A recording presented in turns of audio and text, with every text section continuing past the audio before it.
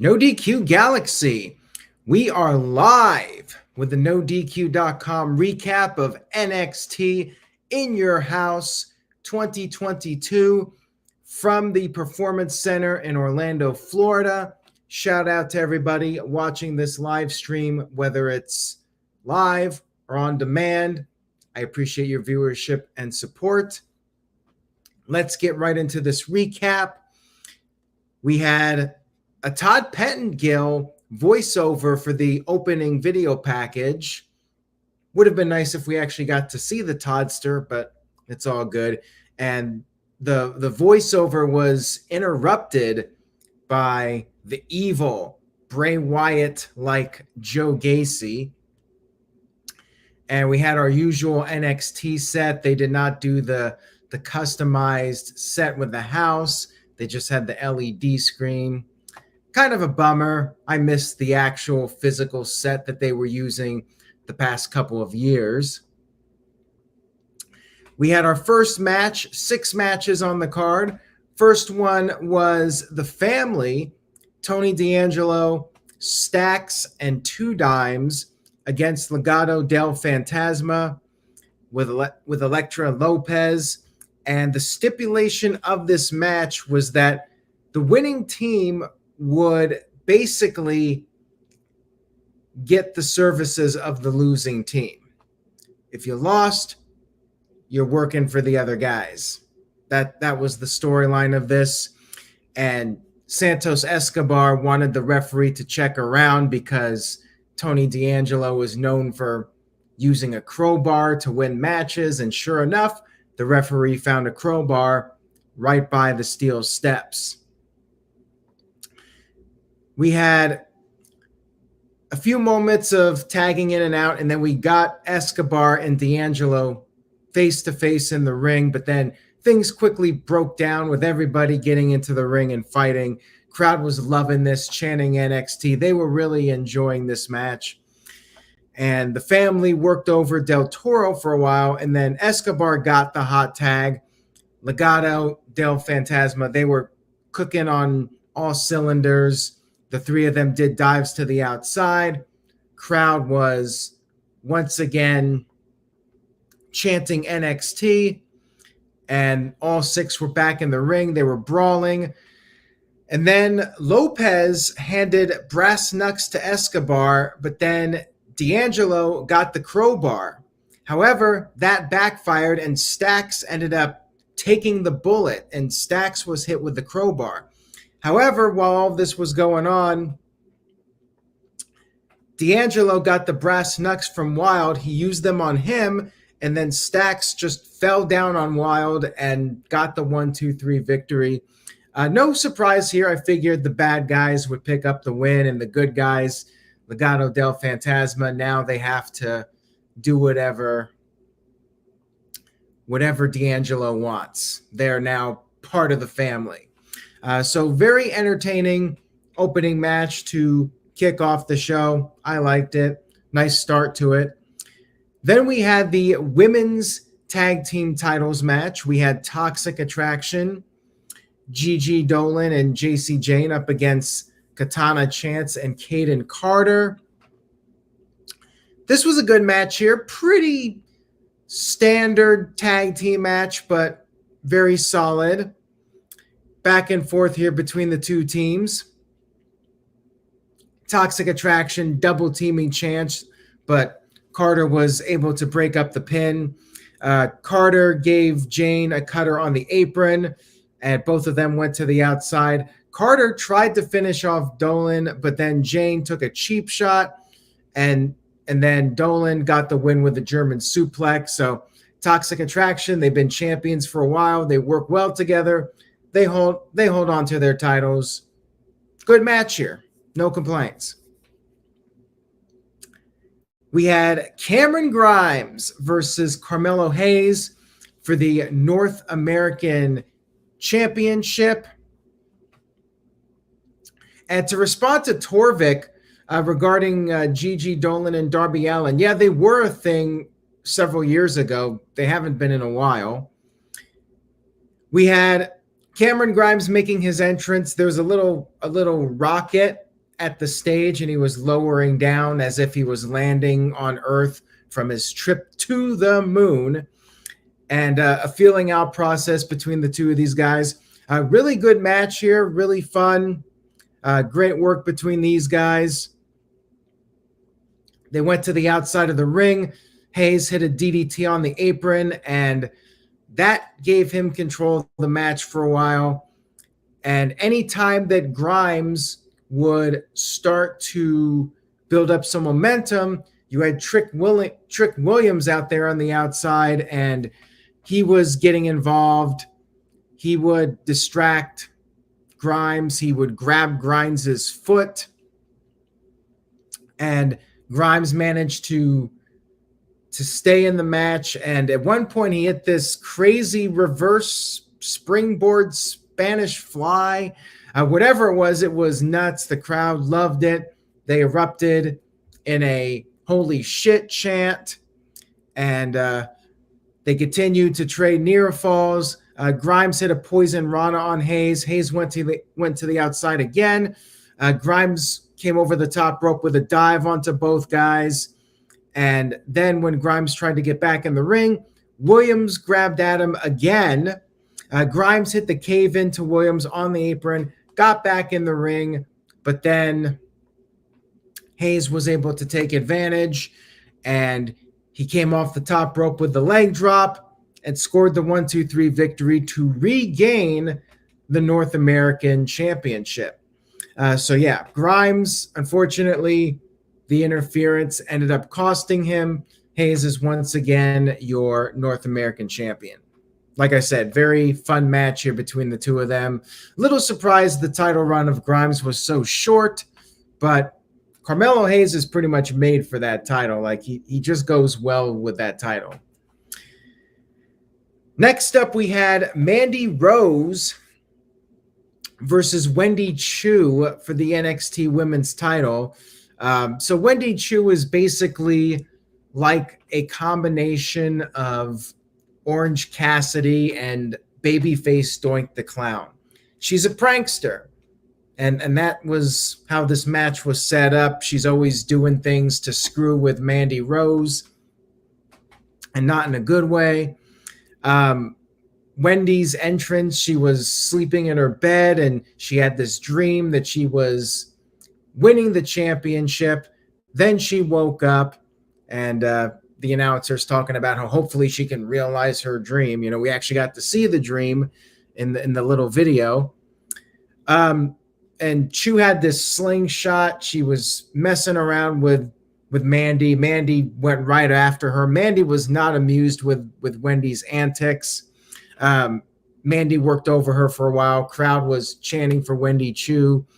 And eventually, Wendy made a comeback. She hit what they call the nap time elbow. Rose went to the outside. And then Rose ended up slamming Wendy on the floor. Rose got back in the ring, held up the NXT Women's Championship, and Wendy Choo barely got in the ring. Like right at the count of 9, she got back in.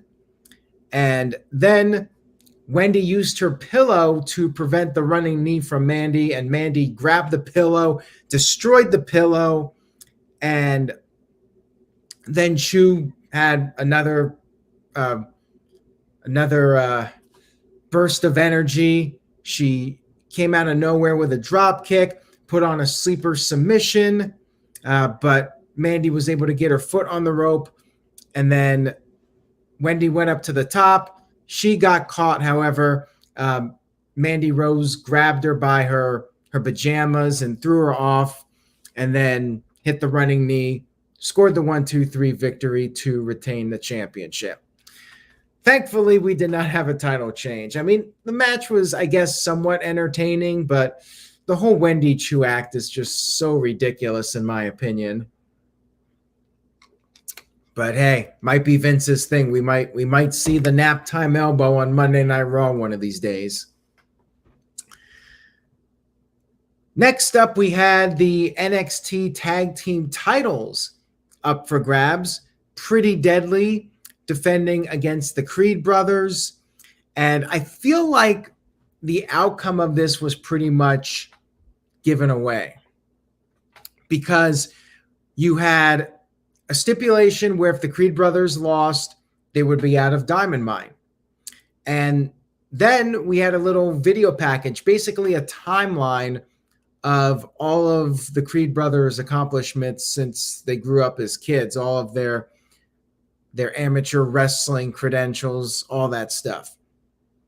And then to top it all off, we had the family members, the parents of the Creed brothers, there in the front row. I mean, pretty much gives away how this match was ending.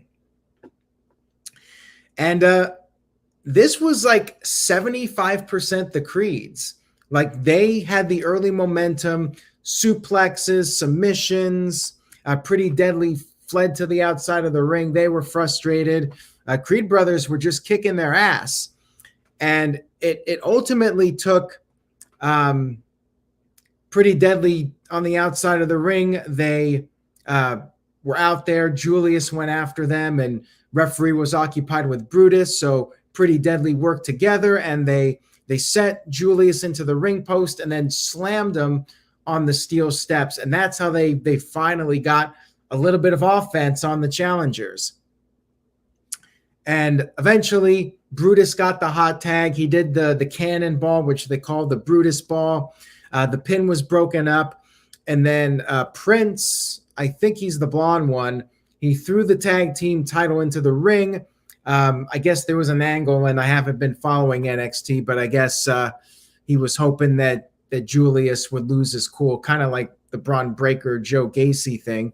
However, Julius looked over at his family, did not use the title. Then he went up top and did a really badass shooting star press, like one of the most impressive ones I've ever seen.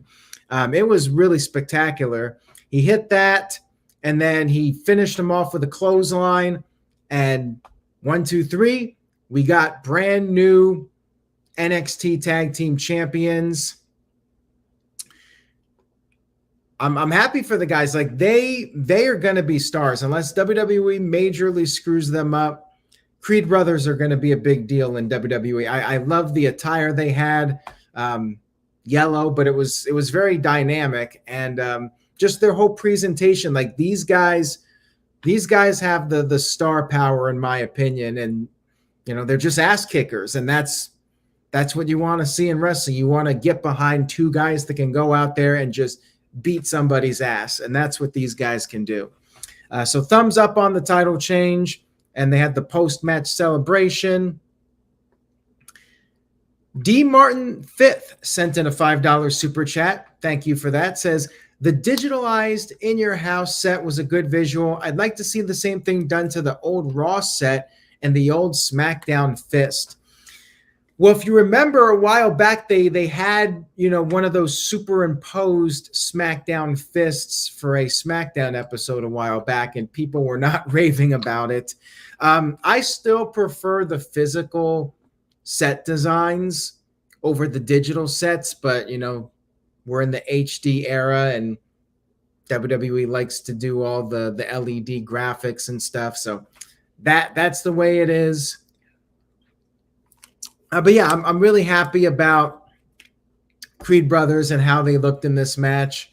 I felt like the Pretty Deadly tag team, they're basically like an opening match, Beverly Brothers knockoff tag team. Like definitely needed that title change, in my opinion. Give the Creed brothers a good 6 months as champions and then get them over to the main roster. And then finally, we had the NXT Championship match, Bron Breakker versus Joe Gacy. I'm not a fan of Joe Gacy's act, but I will say this. This was a really fun match. They put it together very well. Whoever produced the match did a great job. Bron Breakker looked great. My only issue with the match really was the stipulation, in the sense that if Breakker got DQ'd, he would lose the title. So what was stopping when the bell rang? What was stopping one of the Druids? Joe Gacy had a couple of Druids out there with him.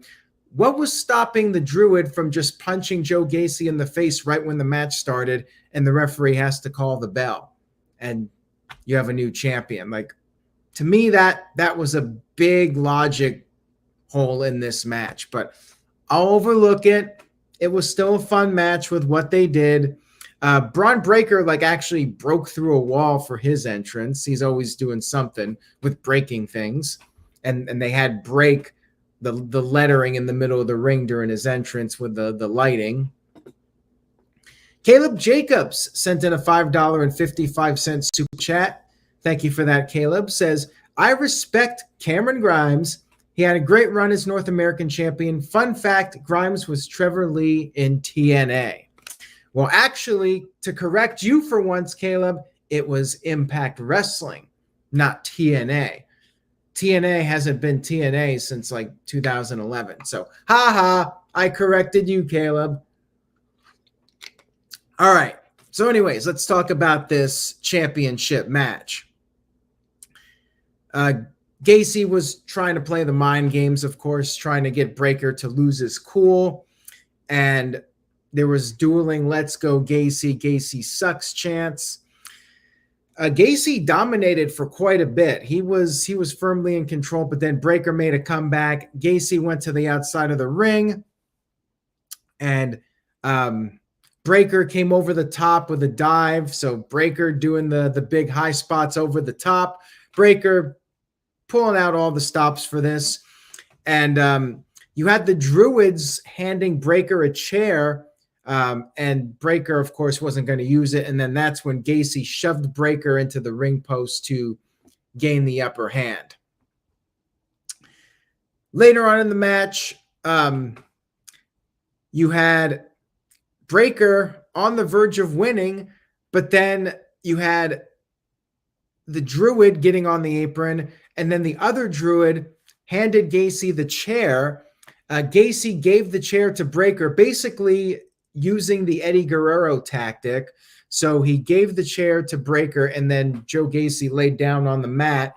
Referee turns around, thinks Breakker hit him with the chair, was about to call for the bell, but then a second referee showed up and said, no, this was a trick by the Druids, and the match continued. Then Gacy was on the apron, and Breakker basically tackled Joe Gacy off the apron. Gacy fell back and crashed through the announce table. Maybe the coolest spot of the whole evening.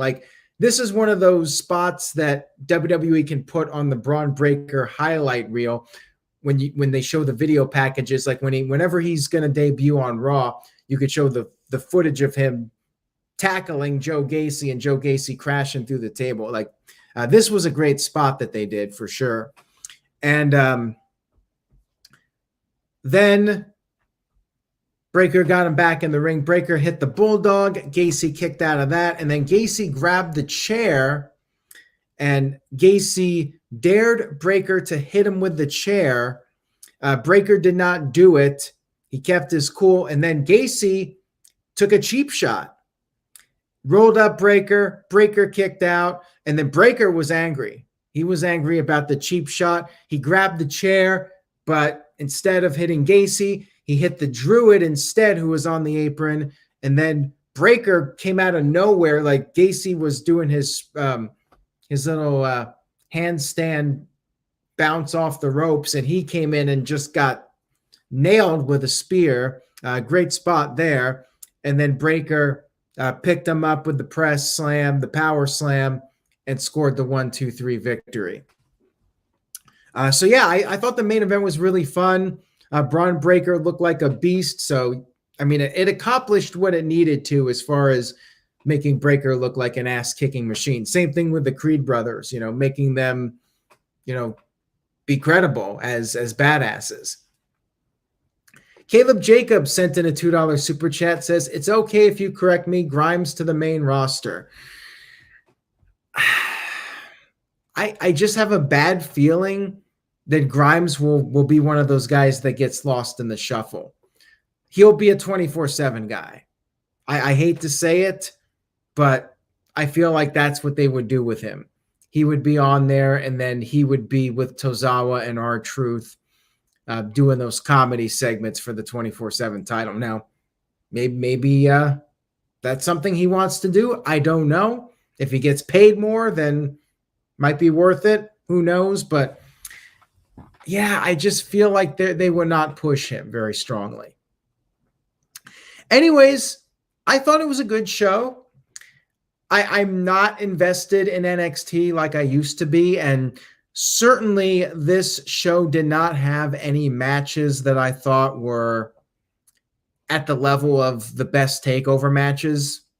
Not by a long shot. Like, every match on this show was good, and maybe a couple matches that were very good, but nothing. I mean, let's put it this way. I actually thought that the Young Bucks versus the Lucha Brothers on Rampage was a better match than anything on this show. But I do think this show was a success with how Bron Breakker and the Creed Brothers came out when it was all said and done, and how they looked during their matches. So I do think it was a success. I give the show a solid B, and I would say it's a somewhat recommend. You know, it's not, to me, a must-see show, and I thought the classic takeovers were always must-see. It was a good show from the WWE Developmental League, and the guys that they're pushing, they had strong showings. So, thumbs up show. It was good.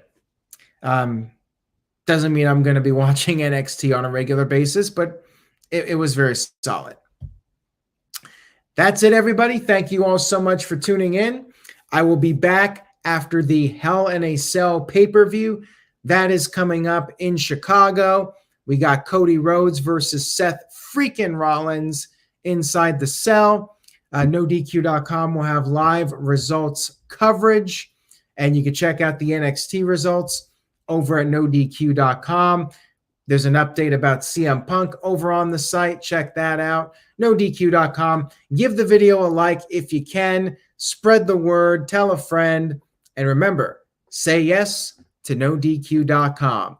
See you all next time.